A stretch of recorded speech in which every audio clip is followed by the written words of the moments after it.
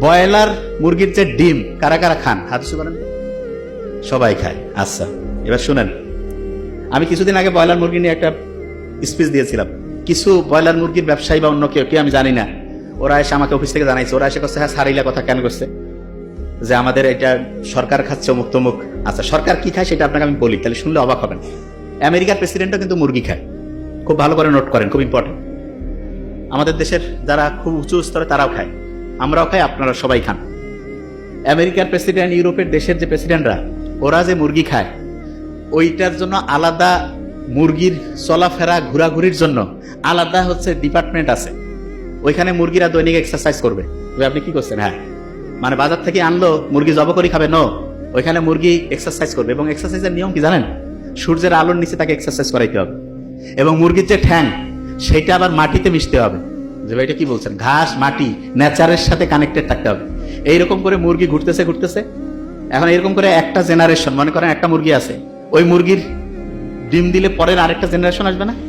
ওই পরের জেনারেশনের যে মুরগি, ওই মুরগি বা তারপরের যে মুরগির বংশধর, সেই মুরগি খাবে। কিছুদিন আগে বোধহয় আপনারা দেখছিলেন না উচ্চ বংশীয় গরু, কিন্তু এটা ভাওতাবাজি। কিন্তু এটা যেটা বললাম এটা উচ্চ বংশীয় মুরগি, এটা ঠিক আছে। বুঝতেছেন আমার কথা?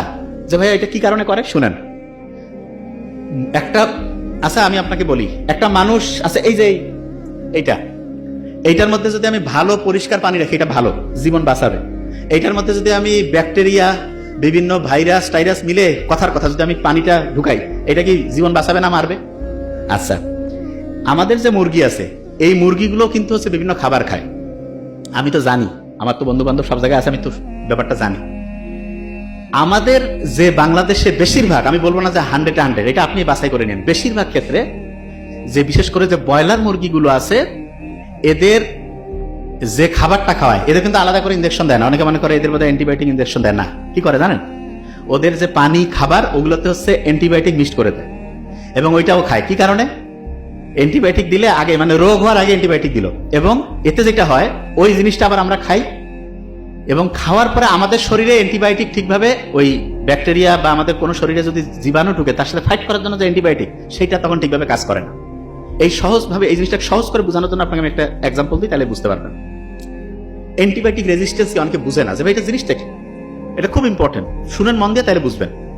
ধরেন আপনি একটা বাড়ির মালিক, আপনি আপনার একজন কর্মচারীকে বলছেন যে আগামীকালকে তুমি আসো, এসে তুমি কাজ করো। সে আসলো, আসার পরে আপনি বললেন যে দেখো তো কোনো কাজ আছে, দেখে কোনো কাজ নাই। বললো যে কোনো কাজ নেই, আমাকে ডাকছেন, আচ্ছা ঠিক আছে চলে যাও। গেল 3 দিন পরে আবার বলছেন যে একটু আসো তো। আসার আগে সে বললো যে আমাকে কয়দিনের জন্য কাজ